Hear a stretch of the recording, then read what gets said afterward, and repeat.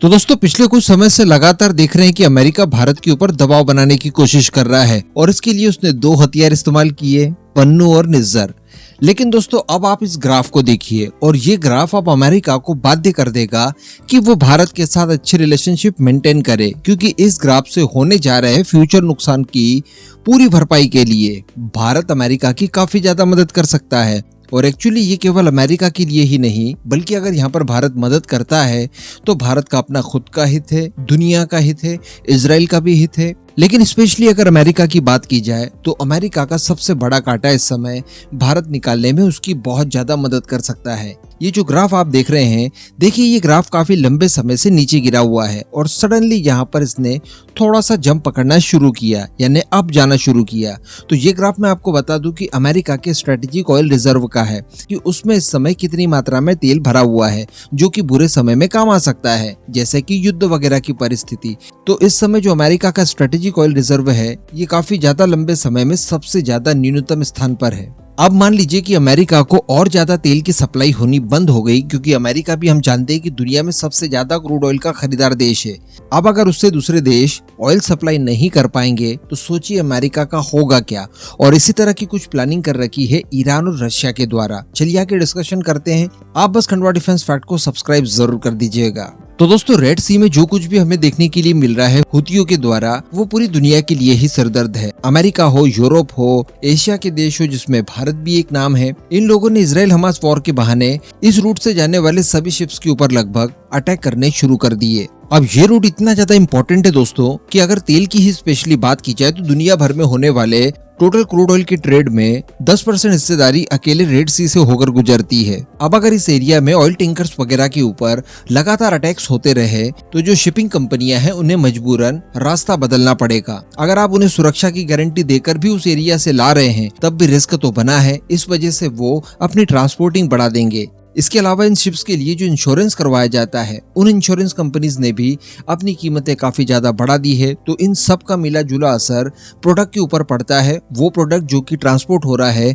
इसी रेड सी से होते हुए, वो फिर कोई भी प्रोडक्ट हो। लेकिन स्पेशली अगर यहाँ पर बात की जाए क्रूड ऑयल की, तो क्रूड ऑयल के ऊपर काफी ज्यादा इम्पैक्ट पड़ता है इसकी कीमतों के ऊपर।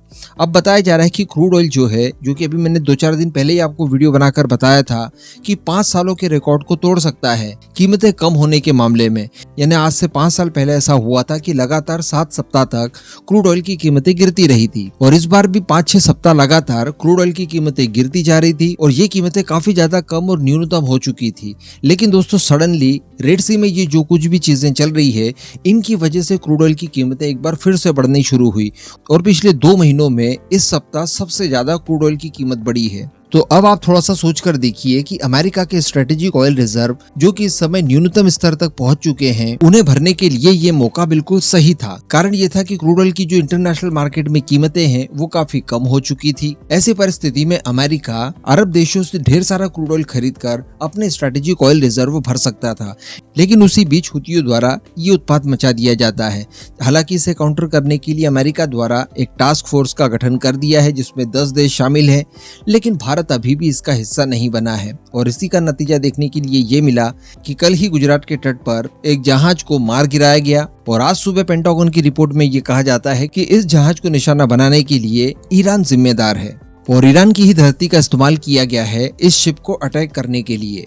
तो अल्टीमेटली मंसूबे जो अमेरिका के हैं वो ये हैं कि भारत भी इस टास्क फोर्स का हिस्सा बन जाए और भारत की आर्मी हिंद महासागर से लेकर रेड सी तक लगातार गश्त का काम करे और आने जाने वाले जहाजों की सुरक्षा को सुनिश्चित करे। हालांकि ये हमारे हित में भी है, क्योंकि भारत के भी टोटल व्यापार का एक बहुत बड़ा हिस्सा इसी रूट से होकर गुजरता है जो कि अमेरिका और यूरोप तक पहुंचता है। तो ऐसी परिस्थिति में कोई न कोई इसका हल जरूर निकालना चाहिए। अब यहाँ पर अगर स्पेशली बात की जाए ईरान और रशिया की कि वो भला ये सारी चीजें क्यों करवा रहे हैं, तो इसके पीछे एक ही कारण है, इजराइल के द्वारा की जाने वाली ताबड़तोड़ कार्रवाइयां और हमास की लगातार कमर टूटना।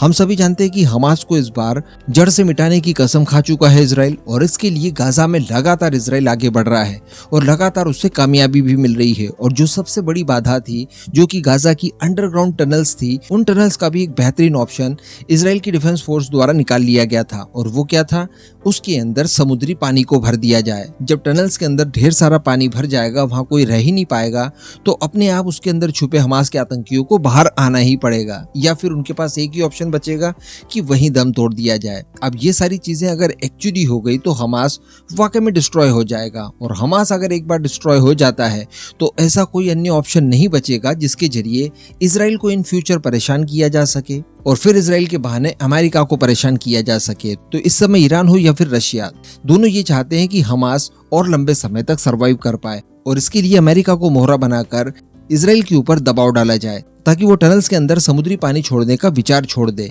और सीज फायर के लिए तैयार हो जाए। हालांकि हम सभी जानते हैं कि इजराइल इस काम को शायद ही बंद करेगा, क्योंकि वो इन सारी चीजों को लेकर कमिटमेंट भी कर चुका है।